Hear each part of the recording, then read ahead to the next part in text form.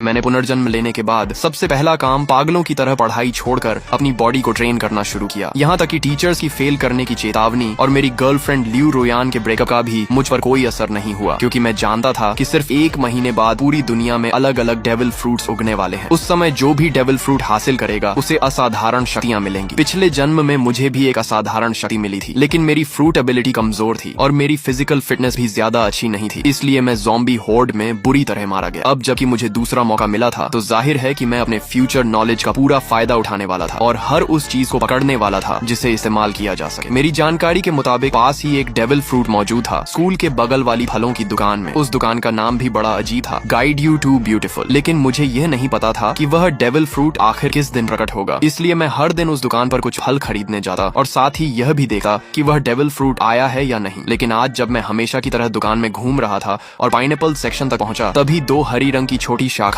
ने अचानक मेरा ध्यान खींच लिया। मैंने ऊपर रखे पाइनएप्पल हटाए और उन शाखाओं का असली शरीर मेरी आंखों के सामने आ गया। बिल्कुल सही, यह मेरी यादों वाली उसी डेविल फ्रूट जैसी थी। यही वन पीस दुनिया के 4 एम्परर्स में से काइडो का डेविल फ्रूट था। मैंने तेजी से बिल चुकाया और बाकी फलों से भरा एक बैग भी उठा लिया ताकि किसी को शक न हो। जैसे ही मैं दुकान से बाहर निकला, सामने एक मजबूत शरीर वाला मध्यम उम्र का आदमी दिखाई दिया। वही आदमी जो पिछले जन्म में अज़्योर ड्रैगन फ्रूट का मालिक बना था। मैंने मन ही मन राहत की सांस ली। अगर मैं थोड़ी देर और कर देता तो ये फ्रूट उसी के हाथ लग जाती। हॉस्टल लौटे ही मैंने एक पल की भी देरी नहीं की और अज़्योर ड्रैगन फ्रूट को उठाकर सीधे एक बड़ा काट लिया। उसका स्वाद ऐसा था जैसे किसी ने सूखे पानी के टैंक और गंदगी के गड्ढे को मिलाकर उसमें सड़ी हुई पोछे की कपड़े को घुमा दिया हो और फिर सीधे मुंह में ठूंस दिया हो। इतनी गंदी टेस्ट थी कि मैं लगभग वहीं उल्टी कर देता, लेकिन मैंने खुद को रोका और किसी तरह उस गूदे को निगल लिया। फिर मैंने दिल मजबूत करके उसका बचा हुआ छिलका, बीज और वह छोटी बैंगनी शाखा भी निगल ली। काफी देर बाद मैंने गहरी सांस ली। अब चमत्कार का बीज बोया जा चुका था, बाकी सिर्फ इंतजार करना था। इसके बाद मैंने मोबाइल निकाला और शॉर्ट वीडियोस तथा फोरम ब्राउजिंग शुरू कर दी। कई प्लेटफॉर्म देखने के बाद मैंने एक आईडी सर्च की और पहला वीडियो खोला। भाइयों, देख रहे हो, ये थंडर फ्रूट है। कमेंट सेक्शन में बोली लगाओ, जो ज्यादा कीमत देगा उसे मिलेगा। ये देखकर मेरा दिल तेज धड़कने लगा। हालांकि अज़्योर ड्रैगन फ्रूट मैं पहले ही खा चुका था और दूसरा डेविल फ्रूट नहीं खा सकता था, लेकिन जब अपोकलिप्स आएगा और सभी लोग इसकी असली कीमत जान जाएंगे, तब करोड़ों रुपए देकर भी एक फ्रूट नहीं मिलेगी। ये सबसे महत्वपूर्ण ट्रेडिंग रिसोर्स थी और अगर ट्रेडिंग में इस्तेमाल न भी करूं तो मैं इसे अपने माता पिता या अपनी बहन को खिला सकता था। वैसे भी दूसरी फ्रूट खाने की संभावना पूरी तरह खत्म नहीं हुई थी, बस उसके लिए ताकत और किस्मत दोनों चाहिए थी। मैंने कमेंट सेक्शन में कुछ नहीं लिखा, बल्कि सीधे उस पीले बालों वाले लड़के